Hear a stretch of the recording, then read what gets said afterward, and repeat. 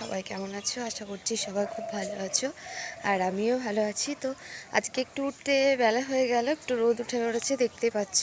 তো উঠে আমি ফ্রেশ হয়ে ছাদে চলে এসেছি, কারণ আমি তো তোমাদের এর আগে ভিডিওতে বলেছি যে আমি কয়দিন থাকবো না, তাই আজকে ভাবলাম একটু গাছগুলোতে জল দিই, কারণ আমি না থাকলে গাছে সেভাবে জল পায় না, কারণ আমার মাও সময় করে দিতে পারে না, সময় পায় না, আর দিদি তো সেরকম বাড়িতে থাকে না, তাই কিছু গাছে আমি একটু বেশি করে জল দিয়ে নেব, তারপর থেকে মা একটু একটু করে দেবে।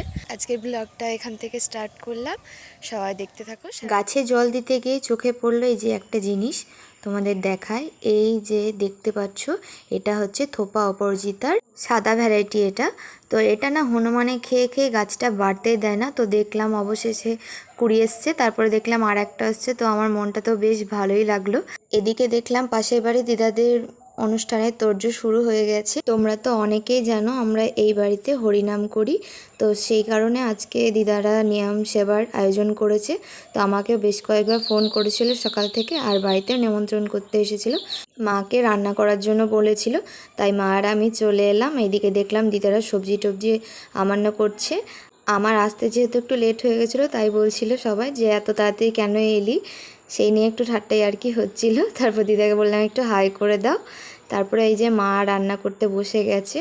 তারপরে রান্না টান্না করতে করতে আমাকে দিদি ফোন করেছিল, দিদি বলল যে একটু বাড়িতে ডাকছে। তারপর আমি বাড়িতে গিয়ে দেখলাম দিদি রান্নাটা করতে পারছে না, মাছের ঝোল, তাই আমাকে বলল আজকে না বেশি কিছু রান্না হবে না, ওই যে বললাম ওই বাড়িতে নিমন্ত্রণ আছে, তাই এই যে এইদিকে শিঙি মাছের ঝোল আর একটু সেদ্ধ সেদ্ধ ভাত হয়েছে, সেটাই আমরা খাবো। তো দিদি মাছটা রান্না করতে জানে না, তাই আমাকে ডেকেছিল। আর মাছটা না একদম হালকা পাতলা করে বানিয়েছিলাম।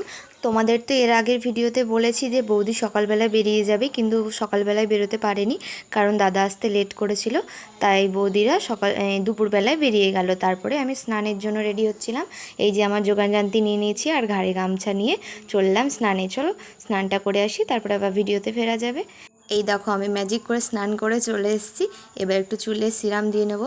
জানো তো যেদিন না একটু শ্যাম্পু করি মাথাটা বেশ ফ্রেশ লাগে, তার আগে যদি একটু তেল দেওয়া থাকে, তবে আজকে না তেলটা ঠিক দেওয়া হয়নি, আমার সময় হয়নি, ওই যে ওই দিকে গিয়েছিলাম রান্না টান্না করলাম।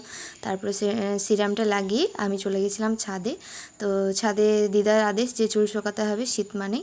তারপরে আমি ছাদে গিয়ে মাকে দেখলাম ওইদিকে রান্না করছে, আর দিদা দেখলাম এইদিকে জামা কাপড় মেলছে, দিদারও স্নান হয়ে গেছে। তো মা রান্না টান্না করে চলে এলো, তারপরে আমি মা দিদা একটু সবাই মিলে ছাদে একটু গল্প করছিলাম, তারপরে মা স্নানে যাবে।